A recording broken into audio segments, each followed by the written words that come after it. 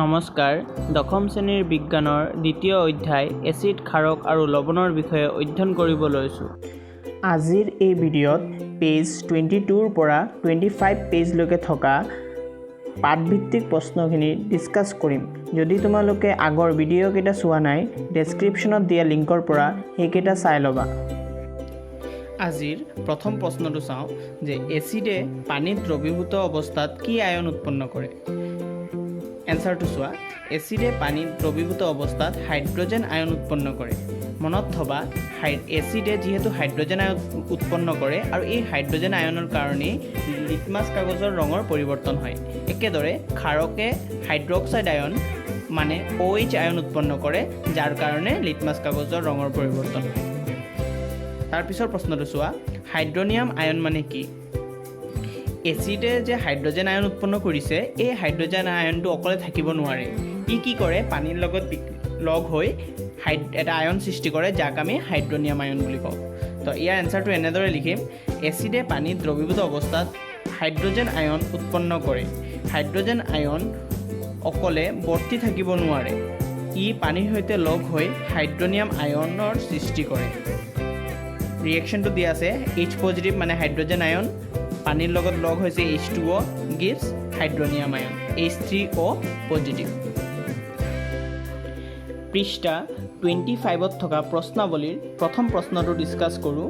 যে প্ৰথম প্ৰশ্নত আছে, জলীয় দ্ৰৱত HCl, hydrochloric acid, HNO3, nitric acid ইত্যাদিয়ে কিয় আম্লিক ধৰ্ম দেখুৱায়, কিন্তু এলকহল আৰু গ্লুকোজৰ দৰে যৌগৰ দ্ৰৱই আম্লিক ধৰ্ম নেদেখুৱায়?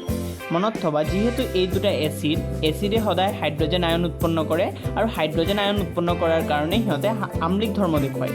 কিন্তু এলকহল আৰু গ্লুকোজত যদিও হাইড্ৰজেন আছে, হ'লেও সিহঁতে হাইড্ৰজেন আয়ন উৎপন্ন কৰিব নোৱাৰে আৰু হাইড্ৰজেন আয়ন উৎপন্ন নকৰাৰ বাবে সিহঁতে আম্লিক ধৰ্ম নেদেখুৱায়। সেইকাৰণে এনচাৰটো এনেদৰে লিখিম, HCl, HNO3 ইত্যাদিয়ে জলীয় দ্ৰৱত আয়নিত হৈ হাইড্ৰজেন আয়ন H পজিটিভ মুক্ত কৰে, সেইবাবে ইহঁতে আম্লিক ধৰ্ম দেখুৱায়। আনহাতে এলকহল আৰু গ্লুকোজ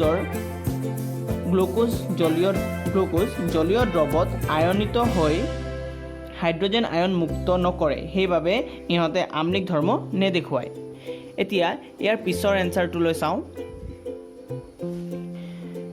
পিছৰ কুৱেশ্যনটো দিয়া আছে, এচিড এটাৰ জলীয় দ্ৰৱই কিয় বিদ্যুৎ পৰিবহণ কৰে? আমি জানো যে জলীয় দ্ৰৱত বিদ্যুৎ পৰিবহণৰ কাৰণ হ'ল আয়ন, আৰু এচিডে আমি জলীয় দ্ৰৱত কি আয়ন উৎপন্ন কৰে? হাইড্ৰজেন আয়ন, আৰু এই হাইড্ৰজেন আয়নৰ কাৰণেই এচিডে বিদ্যুৎ পৰিবহণ কৰিব পাৰে। তো ইয়াৰ এনচাৰটো এনেদৰে লিখিম, এচিড এটাৰ জলীয় দ্ৰৱই হাইড্ৰজেন আয়ন H পজিটিভ সৃষ্টি কৰে। এই হাইড্ৰজেন আয়নৰ বাবেই এচিডৰ জলীয় দ্ৰৱই বিদ্যুৎ পৰিবহণ কৰিব পাৰে। তাৰ পিছৰ প্ৰশ্নটো চাওঁ, শুকান HCl গেছে কিয় শুকান লিটমাছ কাগজৰ ৰঙৰ পৰিৱৰ্তন নঘটায়? মই আগতে কৈ আহিছোঁ যে লিটমাছ কাগজৰ ৰঙৰ পৰিৱৰ্তন ঘটোৱাৰ মেইন কাৰণটো হৈছে হাইড্ৰজেন আয়ন। যিহেতু ইয়াত প্ৰশ্নত শুকান বুলি কৈ দিছে, শুকান HCl, তাৰ মানে তাত কোনো জলীয় দ্ৰৱ নাই, সেইকাৰণে হাইড্ৰজেন আয়ন উৎপন্ন কৰিব নোৱাৰে। একেদৰে লিটমাছটোও শুকান আছে, তাৰমানে ইয়াত HCl লিটমাছত দিয়াৰ পিছতো আয়ন উৎপন্ন নহ'ব, সেইকাৰণে ৰঙৰ পৰিৱৰ্তন নঘটে। এনচাৰটো চোৱা কি দিয়া আছে, শুকান HCl গেছে হাইড্ৰজেন আয়ন H পজিটিভ উৎপন্ন কৰিব নোৱাৰে, সেইবাবে ই শুকান লিটমাছ কাগজৰ ৰঙৰ পৰিৱৰ্তন নঘটায়। এতিয়া আৰু এটা প্ৰশ্ন চাওঁ, লঘুকৰণ বুলিলে কি বুজা? এচিড বা ক্ষাৰক পানীৰ সৈতে মিহলালে প্ৰতি একক আয়তনত হাইড্ৰনিয়াম আয়ন বা হাইড্ৰক্সাইড আয়নৰ গাঢ়তা হ্ৰাস পায়।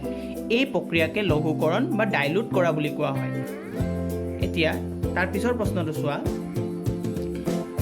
এচিড এটা লঘু কৰোঁতে এচিড পানীত যোগ কৰিবলৈ কোৱা হয়, কিন্তু পানীত এচিড যোগ কৰিবলৈ কোৱা নহয় কিয়? এইটো বহুত ইম্পৰ্টেণ্ট প্ৰশ্ন, প্ৰায় আহি থাকে। মনত থবা, যেতিয়া আমি লঘু কৰা মানে পানীত এচিড মিহলাম, আৰু এই প্ৰক্ৰিয়াটো এটা অতিশয় তাপবৰ্জী বিক্ৰিয়া, মানে এই প্ৰক্ৰিয়াত বহুত তাপ উৎপন্ন হয়। আৰু যদি আমি এচিডত পানী মিহলাই দিওঁ, তেনেহ'লে এই তাপ উৎপন্ন যিটো হ'ব, এইটো ইমানেই বেছি হ'ব যে তাৰ ভিতৰত থকা মিশ্ৰণখিনি ছিটিকি পৰিব আৰু জুই লগাৰ এটা সম্ভাৱনা থাকে। সেইকাৰণে ইয়াৰ এনচাৰটো এনেদৰে লিখিম যে পানীত এচিড বা ক্ষাৰক দ্ৰৱীভূত কৰা প্ৰক্ৰিয়াটো অতিশয় তাপবৰ্জী প্ৰক্ৰিয়া। যদি পানী গাঢ় এচিডত যোগ কৰা হয় তেতিয়া উৎপন্ন হোৱা তাপৰ বাবে মিশ্ৰটো বাহিৰলৈ ছিটিকি পৰিব পাৰে আৰু জুই লাগিব পাৰে, লগতে কাঁচৰ পাত্ৰটো ভাগিবও পাৰে। সেইবাবে